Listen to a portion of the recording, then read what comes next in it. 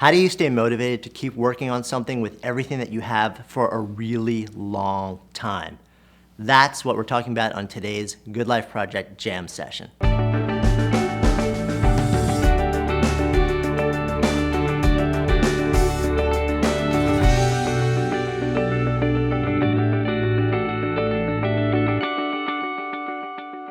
So I get a question in all sorts of different variations on a pretty regular basis, which is, hey, you seem to latch onto something and just stick with it and build it and grow for a really long time. But I keep, starting different things and I burn out and I fizzle. So how do you actually keep the energy, keep the momentum going for something for a really long period of time? So I'm gonna tell you the conventional wisdom, and then as you probably come to expect from me, I'm gonna disagree a little bit. Conventional wisdom is, if you love what you do, you'll never work a day in your life. Semi-BS. We all kind of know that, right? Partly real, but partly not real. It's not even so that it's not real. It's not quite accurate. It's a little more complicated than that. So let's say, for example, you're a teacher, right? You went into teaching because the idea of teaching, the idea of shaping young minds, of being in a classroom with, whatever the age kids is, and actually seeing the light bulbs go on. It just to be a part of that process, to have that level of impact, it lights you up. You love the energy of doing it. So you go, you get a degree, you're doing your student teaching, then you go out and you get your first job. And you are in a public school district in a major city, and reality hits, right? Whoa, this is what teaching is about. So this happens in almost every field. I was a lawyer in a very past life. There's the idea of the craft of law, and then there's the idea of practicing law. I'm a writer now. There's the idea of the craft of writing, and then there's the reality of the writing life, right? So it's not as simple as, if I write, I'll be the happiest guy as long as I'm writing because I love writing, I'll never work a day in my life. Bunk. Right? There are gonna be things that I write that I'm just gonna not wanna do. As a designer, as a coder, as whatever it is, there'll be stuff that you just don't wanna do. So how do you actually make it so that you latch onto something and you wanna do it forever? You feel pulled to do it for a really long time and you just keep doing more of it. Well, I think instead of just saying, look for something you're passionate about that you love to do and it'll always be fun, not so much. I would actually break it down a little bit more than that. And I think most pursuits, you have two realities, right? You're drawn to the craft of something, and then you're drawn to the day-to-day expression of that craft. Now, what draws me, I'm gonna use an example as a writer. Okay, I'm a writer. When I look at writing, I look at two things, and this is the way that I choose book topics. So I'm literally, as we're filming this, I'm starting on my next book, right? So why this book, and what pulls me? What makes me want to write more? Because writing is not easy. Writing books is not easy. It takes a lot, and it's not always fun. Why do I keep doing it? And why would I be willing to commit to writing something that may be a 1 or 2 or 3 year process for me? And what keeps me going that whole time? Two things, and I think this applies to almost everything. So here's the deal. One side is the craft. I love the craft side of writing. I start out writing and I suck.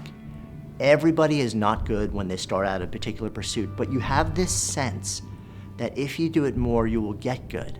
So I literally will look at a book. I'll be reading a book by a writer who I admire and start laughing, or start just I get overwhelmed with a sense of emotion, not because of what that person is writing about, but because the way they strung the words together in a sentence made me say, oh my God, someday I want to be able to put words in a sentence like that.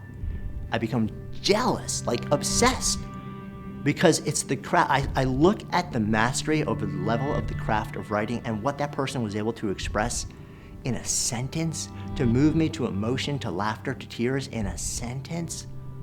I want that. I desperately want that. So there's the craft side. I want to keep working on the craft because someday I want my craft to be elevated to the point where I can write at that level, where I can write at the level where somebody reads what I've written and it changes something in them.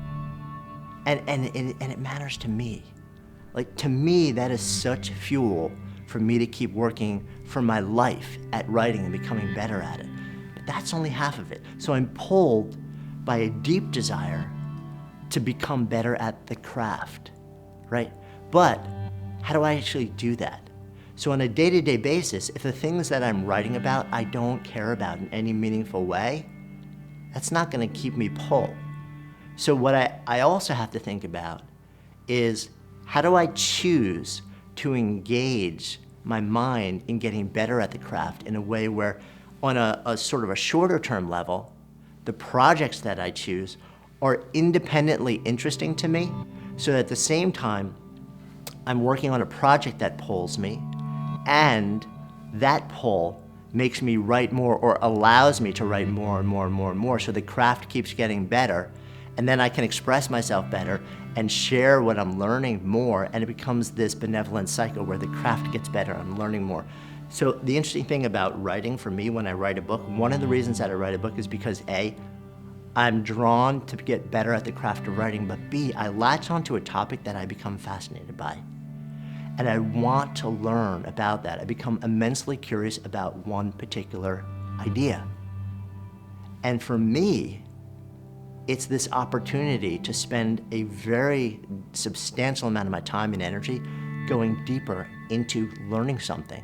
It's almost like I'm getting paid to go to school, and I happen to be taking notes at the same time and working on being a better note taker and integrating ideas and data, and then letting that come out the other side as something that people want to read.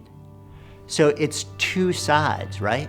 One is find something where the bigger craft that you can practice for your whole life, you have an aspiration to get better and better and better at. Maybe you're a photographer, right? Do you look at other photographers and say, I want to shoot like her one day?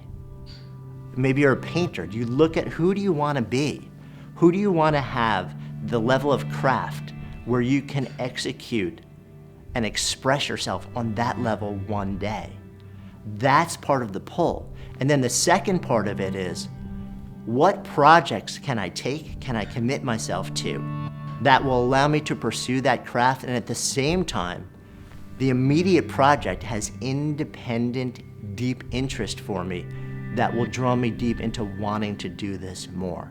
I think those are two really important pieces of the puzzle, right? So if you're a teacher and you want to become the best teacher in the world, you want to elevate the craft of teaching to a place where you never imagined you could do, where the best teachers who affect, tons of kids on the deepest level, where they work at that level and you want to work at that level, right?